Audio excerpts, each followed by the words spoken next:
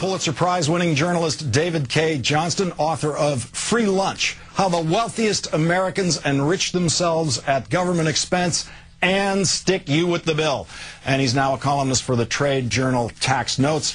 David, Sarah Palin is complaining. She's complaining today that 47% of households pay no federal income tax. What is she getting at with that as a complaint? Isn't that something she should be celebrating? I would think that tax cuts promoted by President Obama would be popular with her. About 1 in 7 Americans who paid taxes the last year George Bush was in office didn't pay taxes last year and won't this year because of President Obama's 2-year tax cut.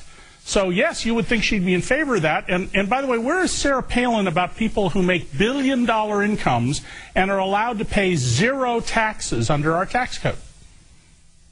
Well, it seems, David, that her problem is that the 47% of the households that she says are not paying federal income tax are shifting the burden to those taxpayers you just mentioned, and that they are now overburdened. The top-end earners in this country are overburdened in our tax code. Having looked at the big picture, do you see it that way?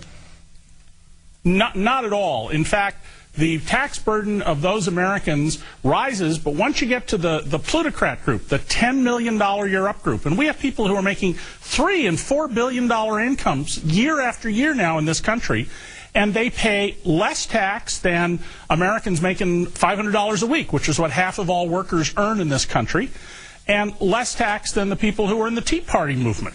And that's, it seems to me, ought to be our focus. Why are we borrowing money and cutting programs so that people who are taking in literally $2, $3, $4 billion a year can make a deal with the government to pay their taxes 5 or 10 or 40 years from now?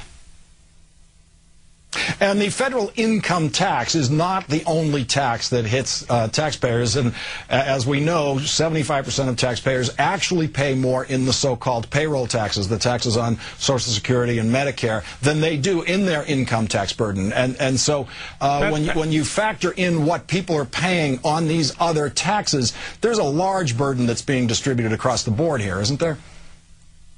Oh, absolutely. And in fact, we have something reasonably close to a flat tax until you get to the very, very wealthy class. So what is really being suggested here by Sarah Palin is that people who are retired on fixed incomes, people who are disabled and who can't work, students whose scholarships are taxed, unemployed workers whose unemployment benefits are now taxed under a Reagan-era law, that those people should be taxed, and children with families. I mean, the reason so many people don't pay taxes was the Republican idea that we should give $1,000 credit for each child.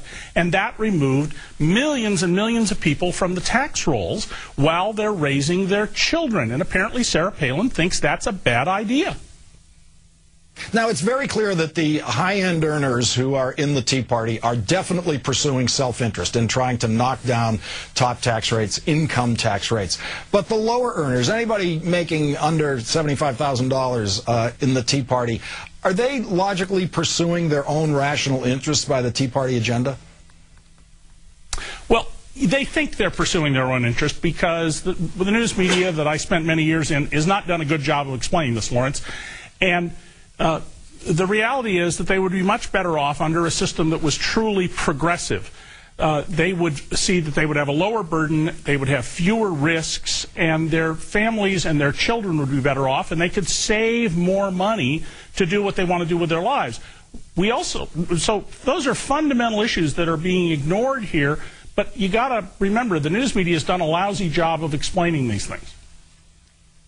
David Clay Johnston, Pulitzer Prize-winning journalist and great guide through the tax maze of the IRS. Thank you very much for helping us tonight with this. Thank you, Lawrence.